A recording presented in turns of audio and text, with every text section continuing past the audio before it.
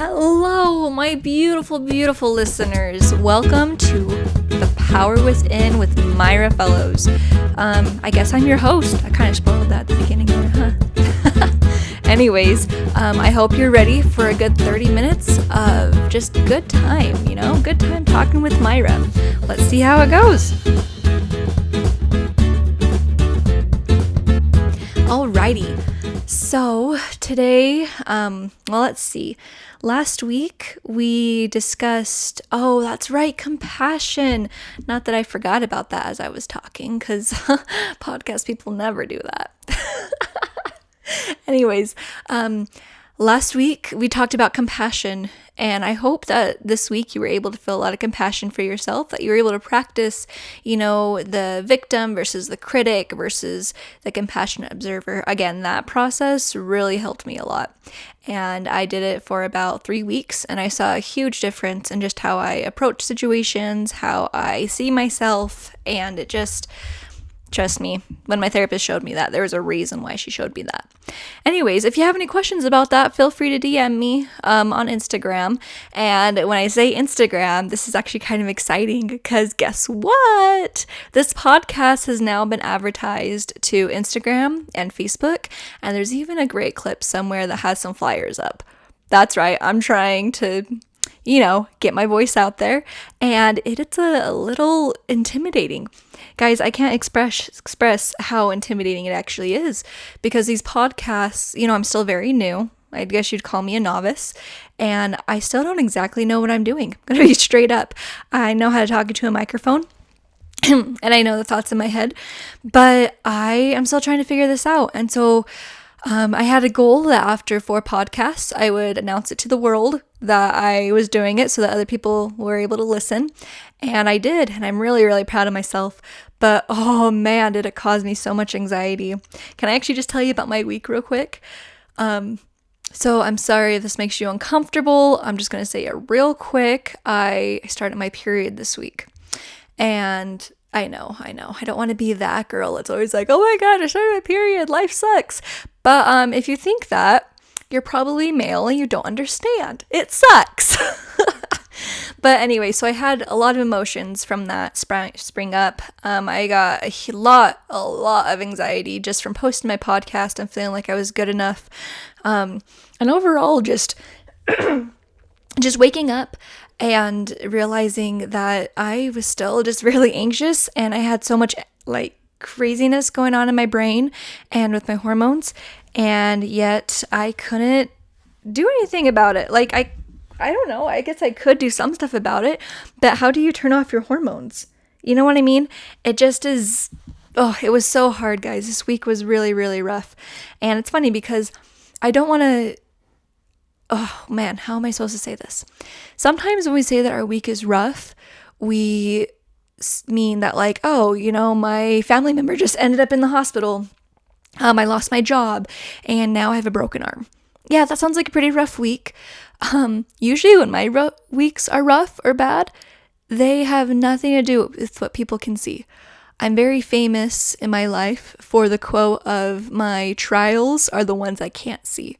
The hardships in my life are the ones that can't be seen with the naked eye. They're all emotional. They're all in my head, which makes it hard because when it's in your head, you don't know what's real or what's not. And that's what therapy's for. Man, I feel like every single podcast I mention therapy. Must be important.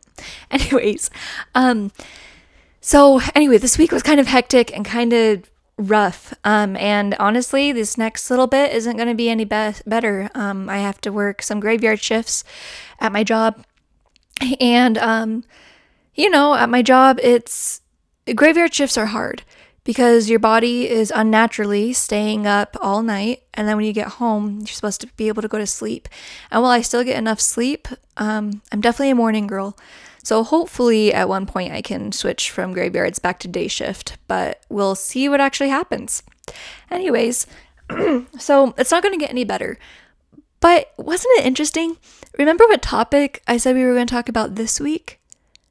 Meditation. That's right. So we're talking about meditation.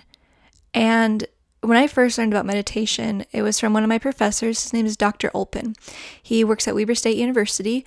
and I really appreciate him. In fact, one day, maybe if we become better friends, I'd love to have him on the podcast and express what he believes is a good way to have stress relief and stuff. He taught a stress relief class, and he's the one that I attribute to learning how to do meditation the best. Because sometimes when we think about meditation, it's not what we normally think, okay? I was watching this documentary. I don't remember his first name for the life of me, but his last name was Yogananda. And it's really cool, actually. If you go to the library, they have free stuff. So I went to the library website and I got to watch this movie for free. And it was a whole documentary about Yogananda and about how he took yoga from India and he came to America, and he is a big reason why we practice yoga today. Now, I learned a lot this week about yoga, that yoga is very different here than it is in Thailand. Here, we see it more as a fitness routine, but Yogananda didn't really do yoga to get flexible. He didn't do yoga because his joints hurt. He did yoga to prepare his body to commune with God. He was very much about having that personal relationship with God. And not that you necessarily had to be part of any religion, although if you were, it wasn't bad, but he really just emphasized that when you do yoga, it's a time for you and God to commune with each other.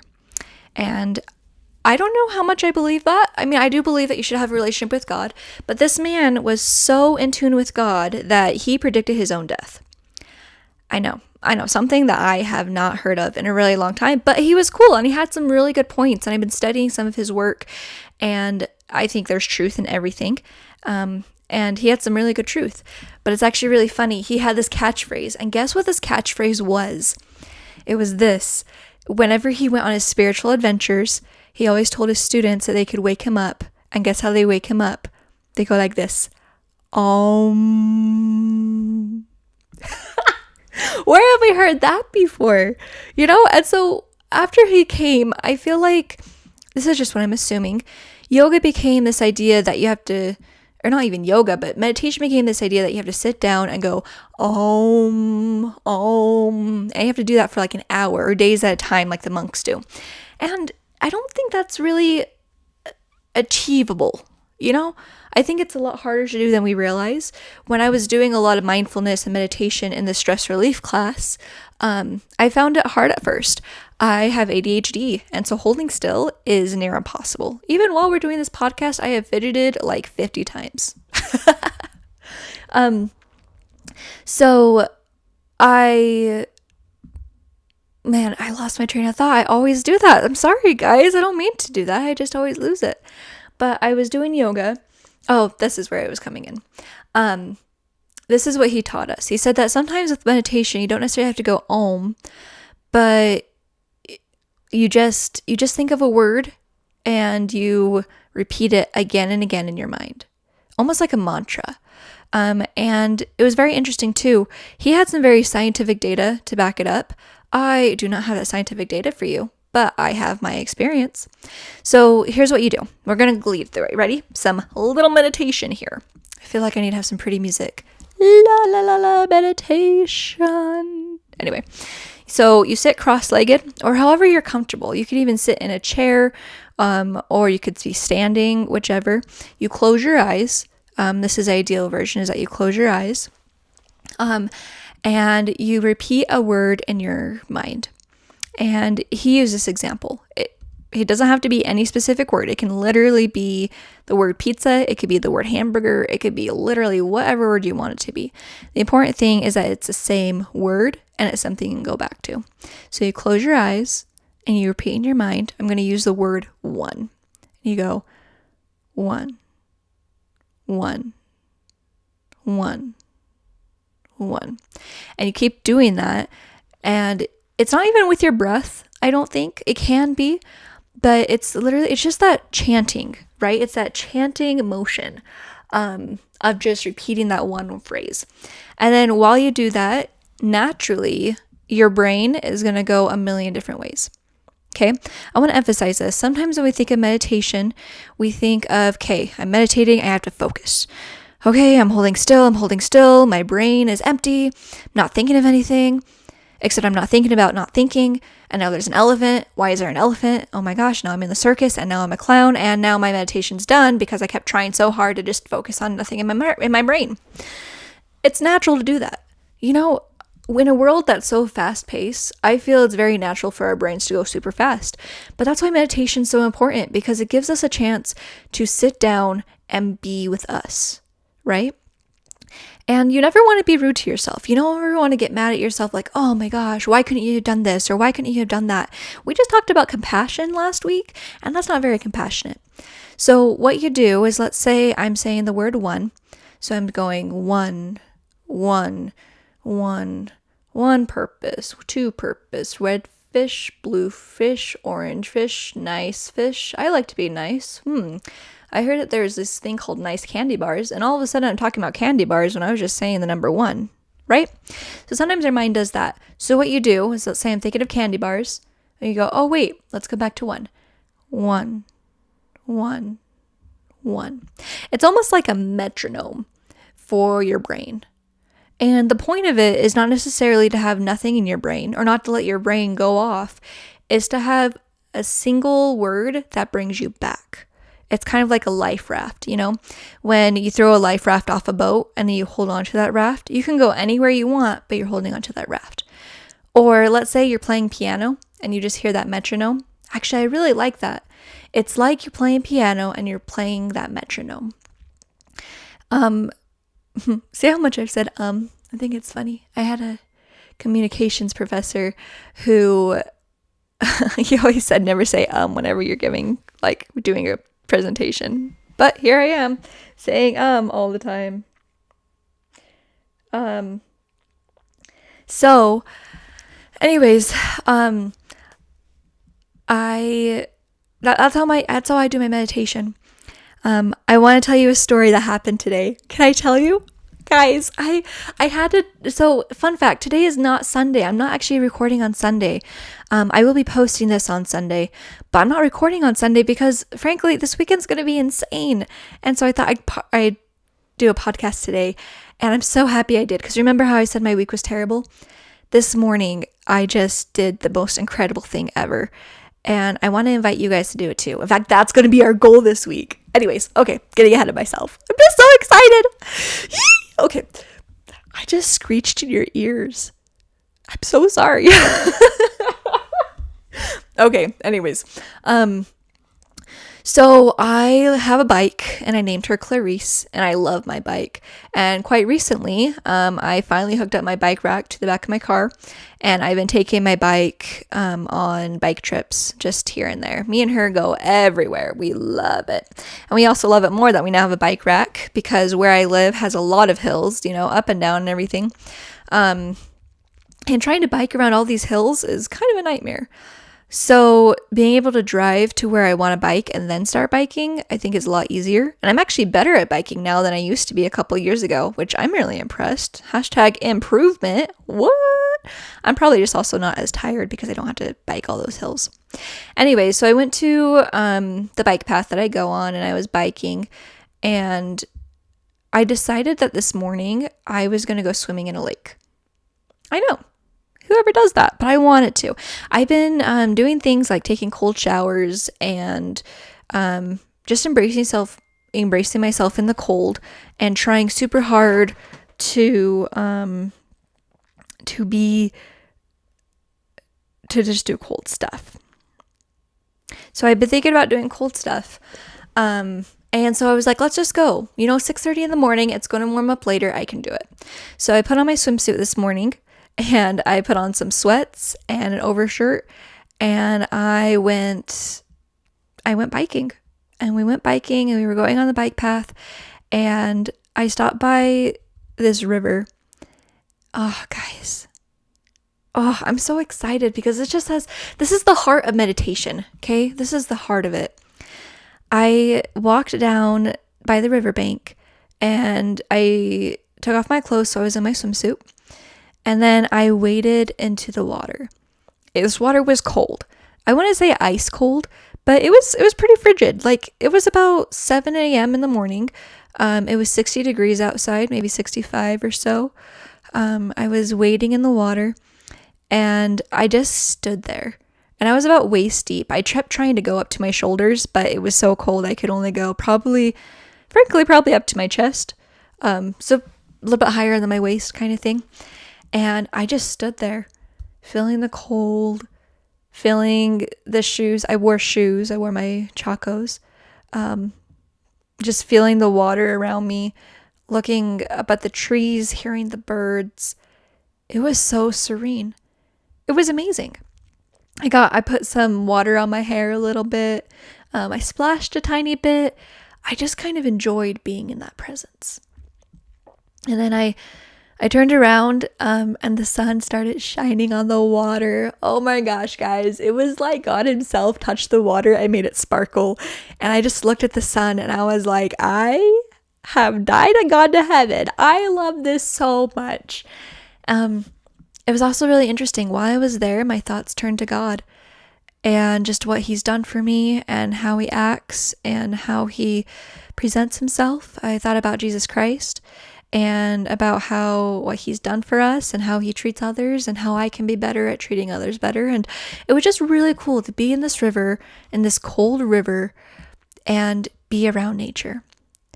I don't even know how long I stayed in there. I'd like to say that I was in there for half an hour to an hour, but let's be real, it was probably more like 10 or 15 minutes. But I was there until I was finished. It wasn't like I jumped in, jumped out. I was there, I waited a little bit, and waited as in W-A-D-E-D, waited. And then I slowly came up and I brought a towel. So I laid out the towel and on the riverbank, and I just sat there and I wrote. I wrote in my journal, and it was amazing. I've been trying to write in my journal every day this week, and it has been so hard to sit down for 5 minutes. But this time, I sat down for a long time, and my head was more clear. I felt more relaxed. I felt more at peace. Things that were so important to me all of a sudden dissipated. I had such a hard week that being around that much nature was so healing. I sat on the towel, and after I finished journaling, I just decided to meditate. And remember, when I meditate, I did that same thing. And you don't have to choose the letter or the number one. The letter one? The word one. You can choose whatever word you want. Just be aware, if you keep using the word pizza again and again and again, by the time you finish your meditation, you're probably going to want pizza. So I picked the word peace. Now, sometimes I've picked other words like knowledge or know or something like that, but this time I used the word peace. So I set my timer for 10 minutes. I have this goal where every time I finish working out, I meditate for 10 minutes afterwards. And I sat there and I meditated for 10 minutes. And I kept saying peace, peace, peace.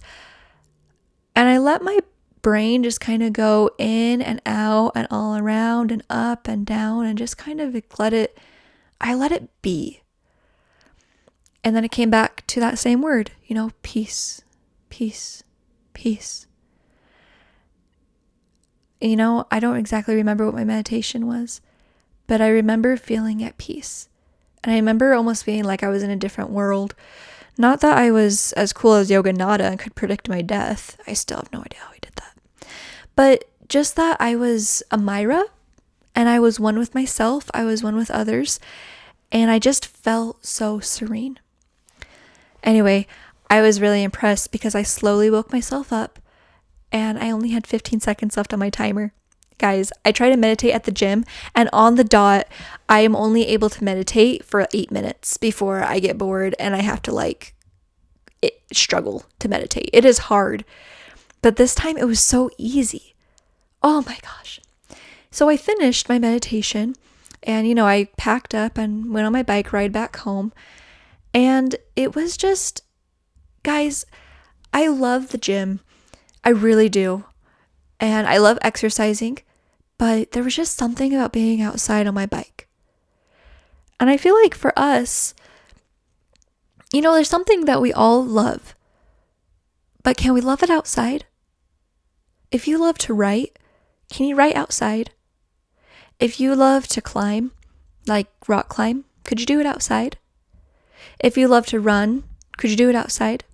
Now, I agree, the gym has many good benefits, but there is something about being outside, being in cold water, feeling the wind, hearing the trees and the birds. And I know I sound so crunchy right now. I am very, very crunchy and I love it.